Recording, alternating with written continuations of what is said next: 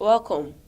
Today, I'll be diving into my first love, the medical world, talking about a disorder that is rarely talked about, postpartum depression or postnatal depression. Wondering what that is? Let's break it down. Oftentimes, when a woman finds out she's pregnant, it's joyful news, especially when it's within the institution of marriage. She awaits with eagerness the time she will behold her newborn baby, but she is rarely prepared for the reality of having to take care of her tiny bundle of joy. You might be wondering what I mean by this. I am the case study today. My days of attending antenatal clinic and I didn't miss my appointments. We were taught how to take care of ourselves and our baby. We were taught what to eat.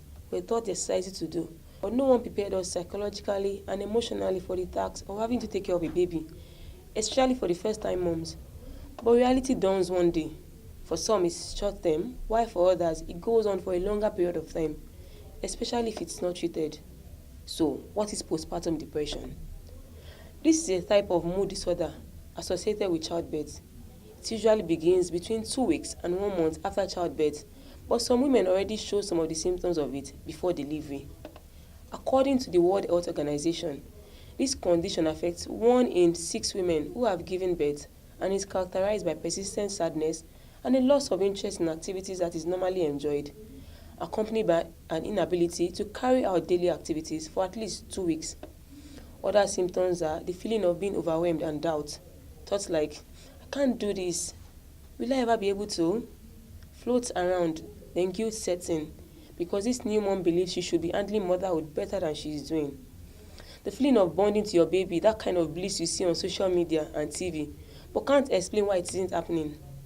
Sometimes it is irritation and anger towards everything and everybody, and other times a burst of uncontrollable tears, all for no apparent reason. You try to keep a bold face while going through all the activities you do, but deep down, there is this emptiness and numbness. Then there is loss of appetite, and for some, it's overeating. Sleep pattern is distorted. It's either you can't sleep, or sleep for a while and can't go back, or you oversleep and can't keep awake to get things done. There's also anxiety, reduced concentration, indecisiveness, restlessness, feelings of worthlessness or hopelessness, and in the extreme cases, thoughts of self-harm or suicide. The big question is, what causes postpartum depression? There have been speculations ranging from hormonal changes to genetics and major life events, and indeed, childbearing is a major life event. Experts agree that some factors that can increase the risk of postpartum depression are prenatal depression or anxiety, that's before delivery, personal or family history of depression, postpartum blues. I will explain this in a bit. Birth-related trauma, which could be psychological or physical. Example is the loss of the baby. You are feeling everything that a woman that has a baby is feeling, but you can't carry your child, and that is a major trauma. Previous stillbirth or miscarriage, childcare or life stress, poor marital relationship or single marital status, low socio-economical status. You look at your finances and you look at how am I going to take care of this child with this little money I have. Unplanned or unwanted pregnancy, infant problems, and low social support. I mentioned postpartum blues among the risk factors. This is characterized by milder depressive symptoms than postpartum depression. Postpartum blues or baby blues or maternity blues occurs in more women, but typically auto-resolves within 2 weeks. Let me tell you a story.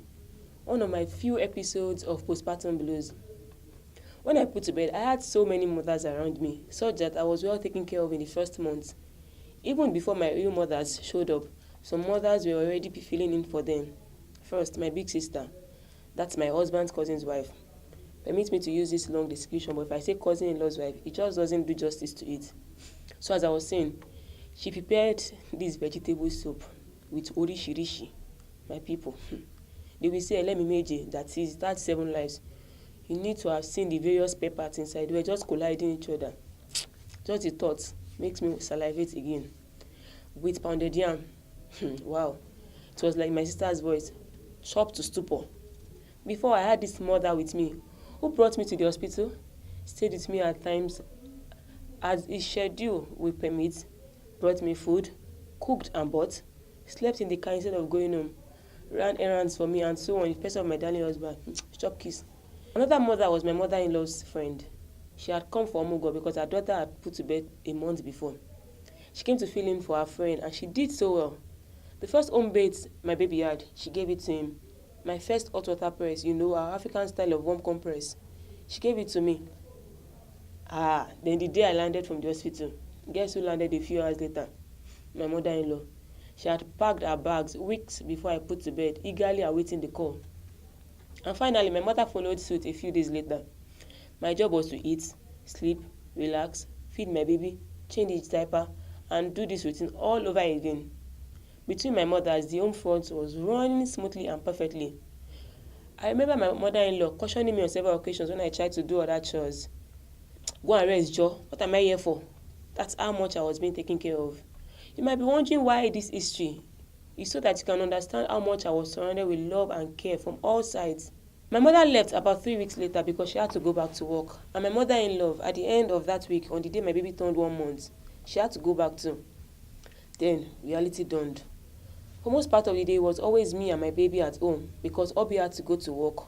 So on this day, some days after I started manning my motherhood duty wholesomely, my baby was cranky.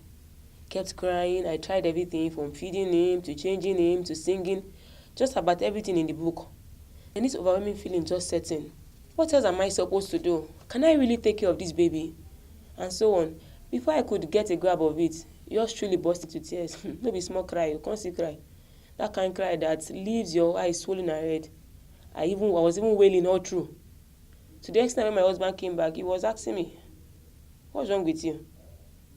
I think I tried to change the topic until I finally talked to him about it, and that really helped me because I can't remember having these feelings after that. Even if I did, it was never to this extent, nor did it lead to tears. This is a clear case of postpartum blues. It was a mild one, and it didn't last more than a few hours.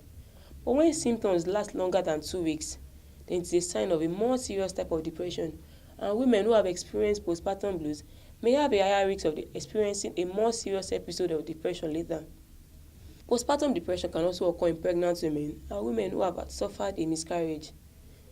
To prevent postpartum depression, support is very, very important. Psychological intervention after childbirth also helps to reduce the risk. For couples, emotional closeness and communication also plays a major role in preventing postpartum depression.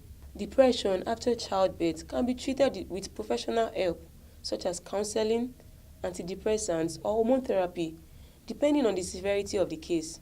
Without treatment, depression following childbirth can last for months or even years. It can affect your health and the development of your baby. Postpartum depression has rippling effects because it affects everybody around you, your spouse, children, and friends inclusive. This brings us to how we can help ourselves when postnatal depression sets in. Make sure you discuss your feeling with people close to you and ask for support. They might be able to help you look after the baby when you need a me time or rest. Spend time with your family and friends. Don't lock up yourself indoors. Get out in the open air. Smell the flowers. Take your baby for a walk. This is good for you and your baby. Talk to a professional. He or she can help you find the treatment that's appropriate for your situation. If you have thoughts of harming yourself or your baby, seek help immediately. Then for caregivers and those who serve as listening ears, please always be empathetic. So as the least expected. It's a moment of uncertainty for the new mother, so don't make it worse. If you can't help, then direct them to someone who can. A very important note, there is the extreme case of postpartum depression, which is postpartum psychosis. This, I repeat, is a very extreme case because of the symptoms, such as when it seems like you hear or see things no one else does. If you are feeling paranoid and having thought of harming yourself or others, depression, severe confusion, and loss of inhibition, then you need to seek help now. In our society, some women exhibit some of these symptoms after childbirth, and what you hear is, what you hear, weary, she's mad. This could just be what is wrong, and it is treatable with medication. As a matter of fact, do you know that men also get postpartum depression? Yes, they do. And most people don't know this. As a result, these men with postpartum depression suffer in isolation. They are just like every other man. They will feel the pride and excitement when they held their babies for the first time. Then reality sets in. Sleepless nights, a child needing constant care and who can only express himself or herself by crying. A sense of being excluded from the connection between mother and baby. especially because you don't spend as much time with your wife since the baby came, and so on. This is when some men start to feel macho and they think they can get over it and that they must be the only guy who has these feelings. But the truth is, you are not the only one. But it's a very treatable condition. If left untreated, however, it can result in damaging long-term consequences for yourself, your child, and your family as a whole. Now, some of what I've said today might sound like jargons, but they are facts. And if you have these symptoms over a period of time, or know someone who does, the time to take action is now. Talk to someone, your husband, your doctor, your friend, your mother. Talk to those you hold dear. And for some of us that think it is not normal to have these feelings, I want to encourage you. You're not alone.